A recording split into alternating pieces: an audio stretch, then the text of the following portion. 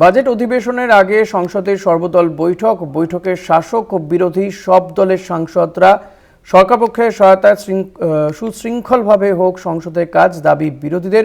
অধিবেশনে উঠতে পারে আর্থিক উন্নয়নের ধীরগতি, মূল্যবৃদ্ধি, বেকারত্ব নিয়ে নানান প্রশ্ন উঠতে পারে বলে জানা যাচ্ছে। বাজেট অধিবেশনের আগে সংসদের সর্বদল বৈঠক, যেটা নিয়ম মাফিকই এই সর্বদল বৈঠক হয়ে থাকে। প্রতিনিধি জয়ন্ত চৌধুরী রয়েছেন আমার সঙ্গে টেলিফোনে। জয়ন্তদা, সর্বদল বৈঠকে মূলত সমস্ত দলের সাংসদরাই উপস্থিত থাকেন, তবে নিয়ম মাফিক যেমনটা হয় সমস্ত অধিবেশনের আগেই এই বৈঠক হয়ে থাকে, বিরোধী সাংসদদের কনফিডেন্সে নেওয়ার চেষ্টা করা হয়। কিন্তু এবারের এই বাজেট অধিবেশন মূলত কোন কোন বিষয়গুলো নিয়ে সরগরম হতে পারে বলে মনে করা হচ্ছে?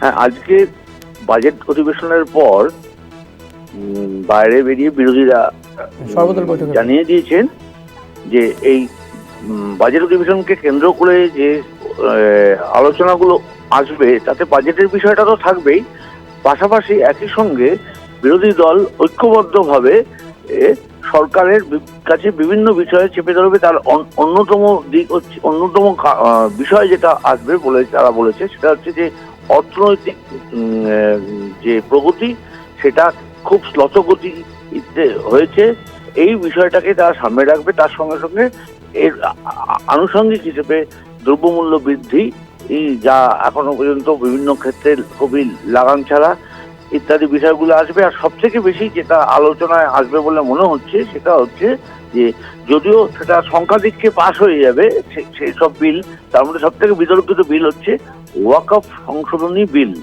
এটা আমরা জানি যে যৌথ সংসদীয় কমিটিতে গত পরশুদিনকে এটা পাস হয়ে রয়েছে। সেই বিল থেকে ইতিমধ্যে তৃণমূল কংগ্রেস তার প্রতিবাদ, তার আপত্তি জানিয়ে নোট অফ ডিসেন্ট দিয়ে সেই রিপোর্টে তারা নোট অফ ডিসেন্ট দিয়েছে। খুব স্বাভাবিক এই বিষয়গুলো সামনে আসবে, এগুলো নিয়েই সংসদে হইচই হতে পারে বলে মনে করা হচ্ছে। ধন্যবাদ জয়ন্তদা। কথা বলছিলাম প্রতিনিধি জয়ন্ত চৌধুরীর সঙ্গে। বাজেট অধিবেশনের আগে সংসদের সর্বদল বৈঠক এবং বৈঠকে শাসক ও বিরোধী সব দলের সাংসদরা উপস্থিত ছিলেন। সরকারপক্ষের সহায়তায় সুশৃঙ্খলভাবে হোক সংসদের কাজ। দাবি বিরোধীদের। অধিবেশনে উঠতে পারে আর্থিক উন্নয়নের ধীরগতি, মূল্যবৃদ্ধি, বেকারত্ব এবং ওয়াকফ বিল নিয়েও বিরোধীরা সোচ্চার হতে পারে বলে জানা যাচ্ছে।